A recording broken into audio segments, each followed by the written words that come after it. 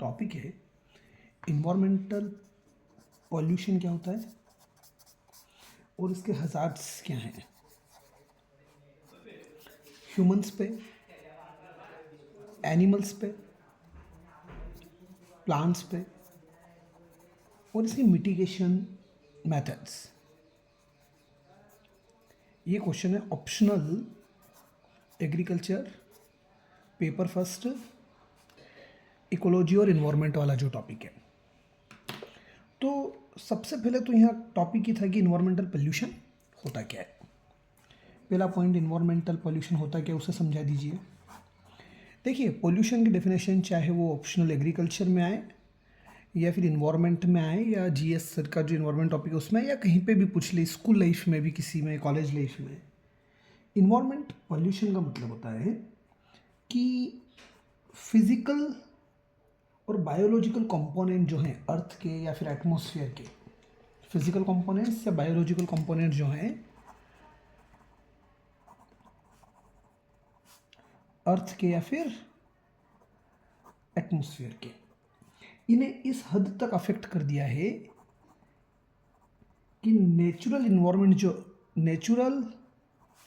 जो है हमारा, उसकी सारी प्रोसेसेस डिस्टर्ब हो गई है। ये पहला पॉइंट हो जाएगा। इसको और इलैबोरेट करके लिख सकते हैं कि पॉल्यूशन तब होता है जब हमारा इन्वायरमेंट जो है या नेचर जो है या नेचुरल इन्वायरमेंट जो है, इसको भी नहीं पता कि कैसे ये जो अननेचुरली जनरेटेड वेस्ट या एलिमेंट्स जो हैं उसे कैसे डिस्ट्रॉय किया जाए या कैसे डिकम्पोज किया जाए। ऑल्सो ह्यूमंस को भी नहीं पता कि आर्टिफिशियली हम कैसे उसको डिकम्पोज कर सकते हैं। So humans also does not know and nature also not knowing that how this unnaturally generated elements जो हैं उसे कैसे डिकम्पोज करें, तब नेचर में पॉल्यूशन होता है। कुल मिला के फिजिकल कंपोनेंट, बायोलॉजिकल कंपोनेंट जो अर्थ और एटमॉस्फेयर के हैं उसका बैलेंस बिगड़ गया या वो अफेक्ट हो गए हैं और नेचुरल इन्वायरमेंट प्रोसेसेस डिस्टर्ब हो गई है। इफेक्ट्स पढ़ रहे हैं हम, इफेक्ट्स ऑन ह्यूमंस। तो ह्यूमंस पे क्या क्या इफेक्ट है, पहला पॉइंट आप लिख सकते हैं respiratory troubles,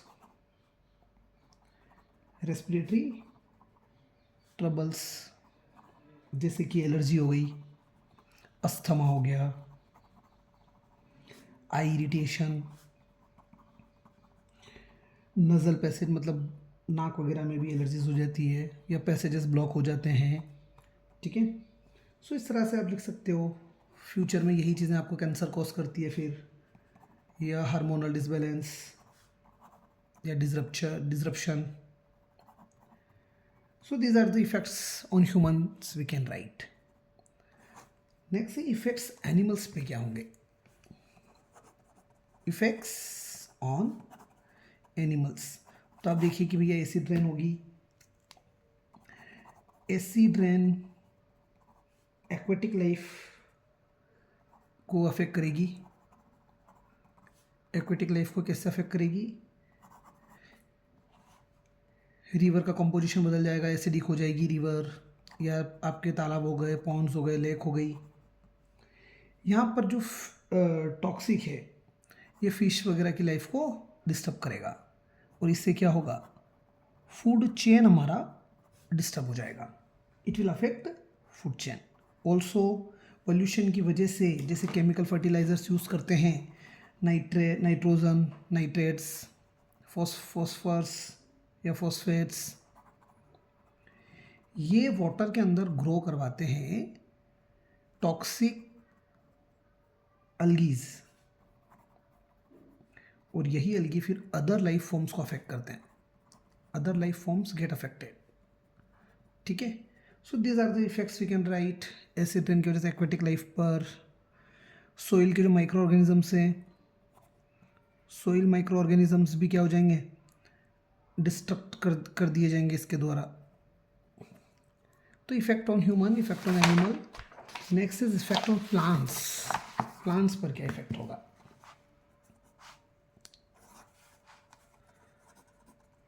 effects on plants, तो एसिड रेन की वजह से ट्रीज डिस्ट्रॉय हो जाएंगे। पोल्यूशन रेस्पिरेशन ब्लॉक करेगा प्लांट्स में, रेस्पिरेशन प्रोसेस को ब्लॉक कर देगा प्लांट्स में। फोटोसिंथेसिस तो थोड़ी हद तक बढ़ता है, मतलब फोटोसिंथेसिस की प्रोसेस में तो इजाफा ही होता है, थोड़ा ज़्यादा रेट हो जाए पोल्यूशन की तब नहीं, वो अपन बाद में डिस्कस करेंगे। बट रेस्पिरेशन प्रोसेस ब्लॉक हो जाएगी। ओजोन अगर ग्राउंड लेवल पर है, सरफेस पे, तो वो फोटोसिंथेसिस को अफेक्ट करती है, अफेक्ट्स।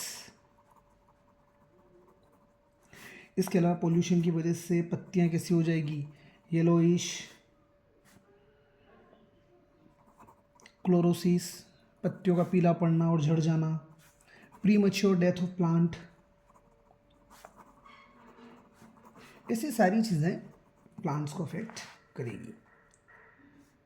क्या करना चाहिए, कैसे मिटिगेट करें? मिटिगेट करना है अगर इन्वायरमेंट पोल्यूशन, तो पहला पॉइंट, जितने भी इन्वायरमेंट प्रोजेक्ट्स आ रहे हैं, जितने भी प्रोजेक्ट्स आ रहे हैं उनका EIA होना चाहिए, इन्वायरमेंट इम्पैक्ट असेसमेंट हो। इन्वायरमेंट पोल्यूशन का इम्पैक्ट जो होगा वो पहले से ही इवेल्युएट किया जाए, फिर ही जो प्रोजेक्ट्स आते हैं उनको मंजूरी दी जाए। शेयर्ड मोबिलिटी, शेयर्ड मोबिलिटी का मतलब हो गया हम एक जगह से दूसरी जगह जा रहे हैं, बड़ी मेट्रो सिटी में। फॉर एग्जांपल, आपका ऑफिस मेरा ऑफिस एक ही जगह है, 10 किलोमीटर पे है, तो एक दिन आपकी कार से चले गए, एक दिन मेरी कार से चले गए। इस तरह से शेयर कर लेना चाहिए vehicle. Eco friendly transport, eco friendly transportation का एग्जांपल हो गया electric vehicles. Renewable energy resource use करना चाहिए, आजकल हो ही रहा है, बहुत ज़्यादा ही फोकस किया जा रहा है सोलार वगैरह पे, सोलार, विंड एक्सेट्रा। नेक्स्ट है वेस्ट वाटर रिसाइकल करने की प्रोसेस होनी चाहिए, वेस्ट वाटर रिसाइकलिंग प्रोजेक्ट हर जगह होने चाहिए।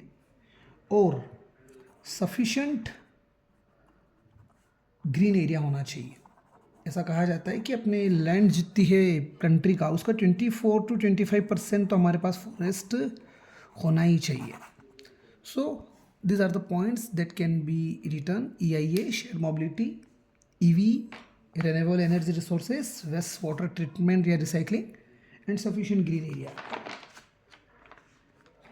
These are the points that can be utilized for mitigation. इसके अलावा हम लिख सकते हैं कि हमारी जो नेशनल इन्वायरमेंटल पॉलिसी हो, वो सभी तरह के पोल्यूशंस को मिटिगेट करने के लिए उद्देश्य बनाए।